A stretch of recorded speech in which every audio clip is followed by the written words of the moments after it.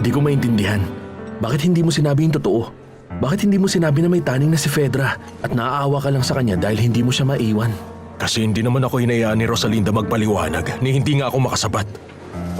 At saka, ayaw na rin naman niya akong pakinggan pa. Wala naman din kasing magbabago, Gerardo. Hindi ko kayang iwan si Fedra. Hindi ko kaya. Nangako siya sa akin kasi mahal niya ako. Bakit? Bakit? Siguro kasi hindi ka naman niya talaga mahal. Tama, hindi niya ako mahal. Hindi niya na ako mahal gaya ng akala ko. Napakasakit, niloko na naman niya ako.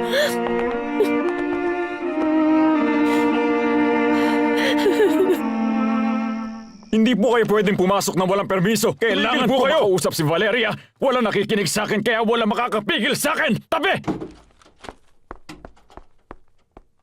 Pasensya na, senyora. Nagpumilit po siyang pumasok. Hayaan mo na siya, Cosme. Pakikinggan ko kung ano man yung gusto niyang sabihin sa akin. Sige na, pwede ka nang umalis. Bilisan mo, kasi wala akong oras para sa'yo. Anong gusto mong sabihin? Huwag kang magpanggap. Alam mo kung bakit ako nandito, senyora. Gusto ko sabihin na sisiguraduhin kung hindi ka makakalusot sa ginawa mo. Hindi ko alam ang sinasabi Alam mo. mo kung anong sinasabi ko. Ikaw ang nag-utos na pasagasaan si Berta. At nung nalaman mong nakaligtas at buhay pa siya, inutos mong patayin siya sa ospital. Ano yung sigawan na yan? Florentino, bakit ka nandito? Nandito ako para balaan ang babaeng ito. Nasisiguraduhin kung mananagot siya sa pagkamatay ni Berta. Gagawin ko lahat para mangyari ang nararapat at yun ay mabulok siya sa kulungan at pinagdarasal ko na wala kang kinalaman dito. Kasi kung oo, sisiguraduhin kong mabubulok ka rin sa kulungan. Lumayas ka dito sa aking pamamahay. Umalis ka na. Bago pa ako tumawag ng mga pulis para ikaw ang mabulok sa bilangguan. Mas mabuting itigil mo na to, Florentino. Mukhang di mo alam ang gulo pinapasok mo. Akala mo ba natatakot ako sa inyo, Beto? Handa kong gawin ang lahat hanggang dulo para mapatunayang tama ang lahat ng hinala ko. At sisiguraduhin kong pagbabayaran niyo ang lahat ng ito. Sabi ko na eh, nagsisimula na yung mga problema. Sigurado ako mag-iiskandalo yung taong yon at magsusumbong siya sa pulis. Kumalma ka lang, mahal ko. Wala naman siyang pruweba. Tsaka kung may patunay man siya, edi sana hinuli na tayo ng mga pulis. Huwag kang mag-alala. Wala siyang magagawa laban sa atin.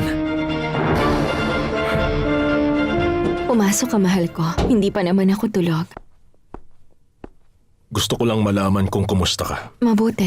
Salamat sa pag-aalala mo sa akin. Fedra, alam ko namang naging mailap ako sa'yo. Pero gusto kong malaman mong mahalaga sa akin ang kalagayan mo. Dahil ba sa batang dinadala ko? Hindi. Mahalaga ka rin sa akin. Totoo ba, mahal ko? Oo. At huwag kang mag-alala. Sisikapin kong bantayan ka palagi. Hindi mo alam kung gaano mo ako pinasaya ngayon. Kapag nandito ka sa tabi ko, sigurado akong kakayanin ko lahat ng paghihirap sa pagbubuntis ko. Oo, Fedra. Dito lang ako sa tabi mo. Alam mo ba, nakita ko si Veronica at nakiusap ako na bumalik na siya dito. Kaya simula mamayang gabi, nandito na siya ulit sa bahay. Hindi ko na po siya hinayaang magpaliwanag pa sa akin. Ayoko na. Pero Rosalinda... Sabi niya sa akin, iiwan niya si Fedra. Na wala nang makakapaghiwalay sa amin pero nagsinungaling siya. Niloko na naman ako ni Fernando Jose at pinaglaruan niyang damdamin ko. Mahal ko siya. Pero bakit ganun, ma? Ay, Mama. Di dapat tayo mag-alala. Pero para sigurado, kailangan natin maging handa. Kung sakaling imbestigahan tayo ng mga pulis, ang importante may alibay tayo. Pwede naman nating sabihin, minsan... Sige na, pag-usapan na lang natin mamaya. Ayoko na muna masyadong mag-alala. Sapat na muna yung panggugulo dito ni Florentino. Kailangan ko munang asikasuhin ngayon yung mga gamit para sa bazaar. Siyempre naman, kailangan mo kasing magpaganda para bukas na makita nila kung sino si Valeria Altamirano. Pinapatawag niyo raw ako, Mama? Oo, Abril. Ipapaalala ko lang, kailangan kita bukas sa garden. Mag-aasikaso ka ng mga bisita bilang isa sa mga katulong ko rito.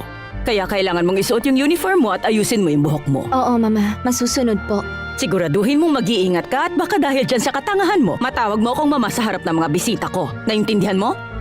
Opo, Senyora.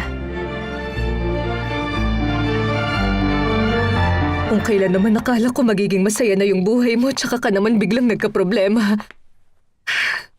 Hindi ko pa rin maintindihan kung anong nangyari kay Fernando Jose at nagawa Dahil niya hindi sa'yo. naman niya talaga ako mahal. Ayun lang yon. Kasi kung totoong mahal niya ako, walang makapaghihiwalay sa amin kahit ano. Anong balak mo ngayon, anak? Bibigyan ko sila ng leksyon. Yung bagay na hindi nila makakalimutan.